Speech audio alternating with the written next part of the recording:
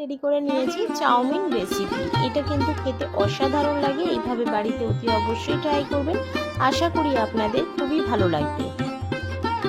নমস্কার বন্ধুরা, tasty and one byte চ্যানেলে আপনাদের স্বাগত। বন্ধুরা কেমন আছেন? আশা করি বন্ধুরা ভালো আছেন।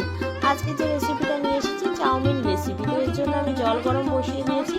দিয়ে দিলাম এক চা চামচ মতো লবণ আর দিয়ে দেবো 1 চা চামচ মতো সরিষার তেল। এখানে আমি সরিষার তেল ব্যবহার করেছি, আপনারা চাইলে কিন্তু এখানে সাদা তেল ব্যবহার করতে পারেন, তবে সরিষার তেলে চাউটা করলে কিন্তু খেতে খুবই ভালো লাগে।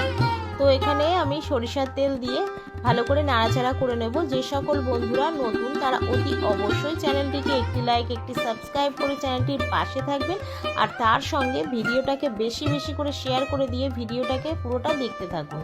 তো এখানে আমি নুন আর যে তেলটা দিয়েছিলাম ভালো করে খুন্তির সাহায্যে নাড়াচাড়া করে নিচ্ছি।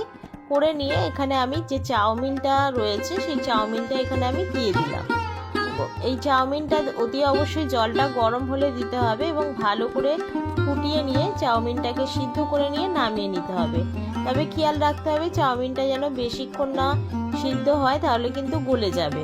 তো এবারে চাউটাকে নিয়ে আমি কিন্তু একটা ঝুড়ির মধ্যে দিয়ে দিলাম জল ঝরাতে এবং পাখার তলায় দিয়ে দিলাম। এখানে প্রায় 7 চামচ মতো আমি তেল দিয়ে দিয়েছি, সরিষার তেল। দিয়ে দিলাম পেঁয়াজ।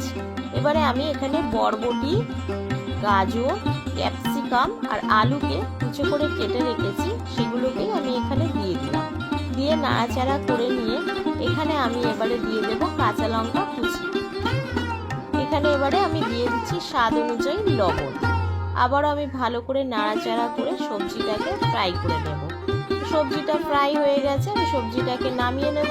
কড়াইতে যে অবশিষ্ট তেলটা রয়েছে তার মধ্যে আমি 2টো ডিম ভেঙে দিয়ে দেব।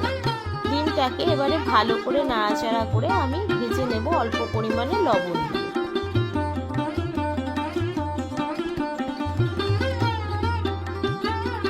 লালচে করে ভাজা হয়ে গেলে ডিমটাকে তুলে নেব।